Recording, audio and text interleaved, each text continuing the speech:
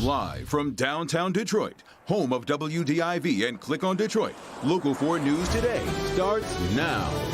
New information emerging regarding the man accused in the Governor Whitmer kidnapping plot. This coming as Whitmer herself pens an op-ed in the Washington Post, continuing to blame the president. And everyone with a platform should do what they can to bring the heat down. And that's what I've been asking from the Trump administration for months. More of what the governor has to say and why there is a high probability that more people will be charged. But first, making landfall, Delta on a path of destruction, barreling into southwestern Louisiana as a Category 2 hurricane. Right now, the storm is weakening, but not without bringing dangerous winds and heavy rains. And around here, things are warming up. It's going to hit the 70s today, but there is a chance for maybe some wet weather in our future. We'll check in with Andrew here as we take a look across downtown Detroit there. Good morning. It's 7 o'clock. I'm Grant Herms. And I'm Priya Mann. Thanks for joining us for Local 4 News today. I don't want to think about rain. I know. Let's just hang on to the 70s, a little bit of the sunshine we're going to see for now, and then we can. The rain is a future us problem, Andrew. I want to work on my tan.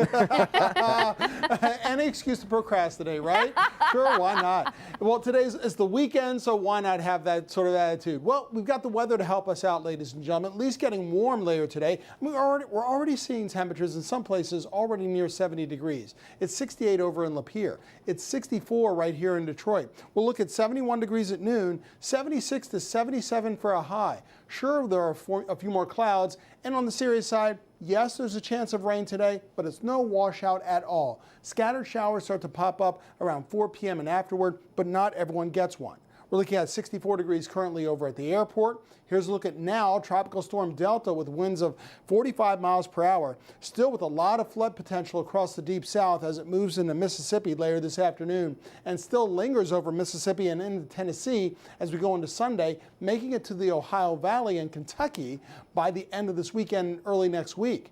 Where does it go from there? Does it affect us? We'll talk more about that in your 7-day forecast in moments. But for today, enjoy the warm weather with temperatures in the 70s. We'll talk about cooler weather for tomorrow and your 7-day forecast locally in just minutes.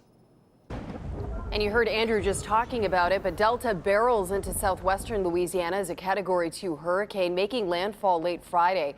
You're looking at live pictures from Baton Rouge. While tropical storm warnings for the city have been canceled, as the storm does move inland, gusty conditions will continue there.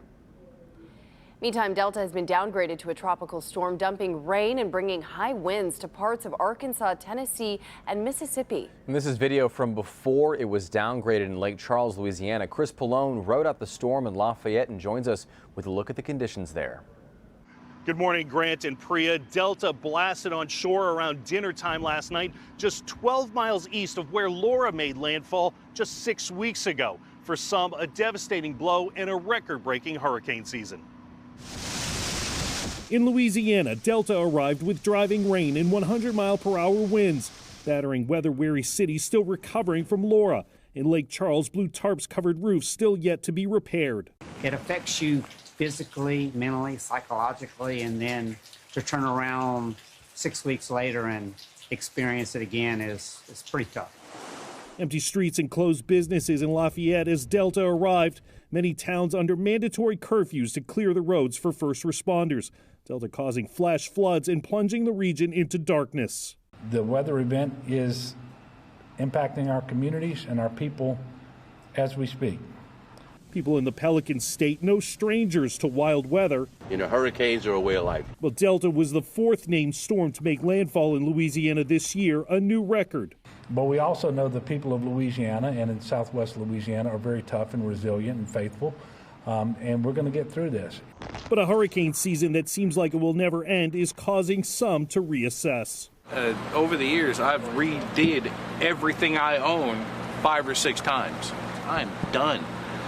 Fast-moving Delta, now gone, but for many here, not soon forgotten. So far, no deaths or injuries reported, but right now, about 750,000 people, including right here in Lafayette, are without power. Power crews have staged thousands of workers in the region to try to go out and get that power back on as soon as it's safe. In Lafayette, Louisiana, Chris Pallone, Local 4. Well, the feds and the Michigan Attorney General are making it clear that the investigation is not over in regards to the plot to kidnap Governor Whitmer. They say there's a high probability that more people will be charged. On Friday, one of the Metro Detroit men arrested in the plot to kidnap the governor went before a judge. He's one of 13 you see here on your screen charged in the scheme. Every hour, we're getting more information about the men accused in this plot. We're also hearing more from the governor about the threat.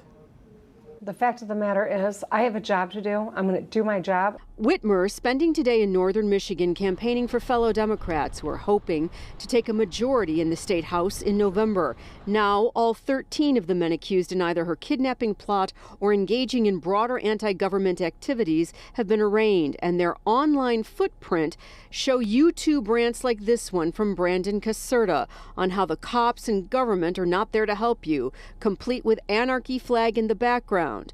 Now, Caserta was no Trump fan, but others in the group, like Pete Musico, are, and from tweets going back to 2016, is heavy into conspiracies.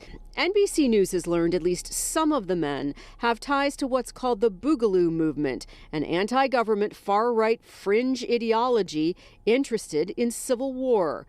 The governor blamed President Trump yesterday for the plot. Today on Twitter, she says she's not going to waste her time arguing with the president, but will always hold him accountable. I'm Mara McDonald, Local 4. Well, thanks, Mara. This morning, we're also learning that two of the men charged in the kidnapping plot have ties to a Michigan sheriff. Yeah, Michael and William Null have been spotted protesting against Governor Whitmer next to Barry County Sheriff Dar Leaf. William Null was seen on stage with the sheriff at a protest of the governor's stay-at-home order in Grand Rapids in May. The sheriff says he has no regrets about sharing the stage with Null. Well, it's just a charge, and they say a plot to kidnap. And you got to remember that, are they trying to kidnap? Because a lot of people are angry with the governor, and they want her arrested. So are they trying to arrest, or was it a kidnap attempt? The sheriff did say he feels for the governor and that no one should be threatened with violence.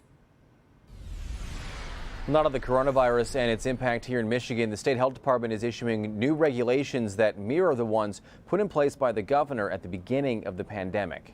Yeah, the Michigan Department of Health and Human Services is taking this action because the state Supreme Court determined a 1945 law that the governor used to issue executive orders. They found it unconstitutional. Health departments have sweeping powers during pandemics, so that means there's still a mask mandate in place, restrictions on large gatherings, and capacity limits at businesses. But there's one change. Bars can reopen. These orders expire at the end of the month, but it's likely the health department will continue to reissue them. Meanwhile, for the third day in a row, the state reported more than 1,000 new cases.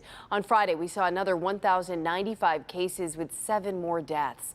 This chart shows our 7-day moving average is now 968, and that is the highest it has been since mid-April. You can find more breakdowns like this on our website, clickondetroit.com. Detroit Mayor Mike Duggan is issuing his own public health order to keep the governor's coronavirus rules in place for the city. They include a mask requirement on indoor and outdoor gatherings and on DDOT buses. It also keeps capacity limits for bars and restaurants and casinos. While we have done a great job of reducing infection, in fact, Detroiters are infected at half the rate of the suburbs and the rest of Michigan. We've done a good job with our masks and our distancing. But if an African American gets COVID-19, African Americans are 2 to 3 times more likely to die of it than Caucasians. This is particularly dangerous to the Detroit community. Mayor Duggan says Detroit's positivity rate is down to below 2% compared to the 3.4% for all of Metro Detroit. All right, well, you know, we were talking about what kind of drinks to have today. You've got something else up your sleeve. I do. I've been working on this vegan pumpkin smoothie. What? That I'm still trying to work out the kinks, but I think I might be able to bring it in soon. Oh, yeah, that sounds great. Yeah. And we get a little bit of both, right? I like hearing about pumpkins. We need more food segments here on the show. We just want to eat. Exactly right. Please send us your ideas and your recipes, folks. We're looking at partly to mostly sunny skies for this morning. On the menu for our weather, we're looking at a few clouds to our west, a lot more with Delta to our south.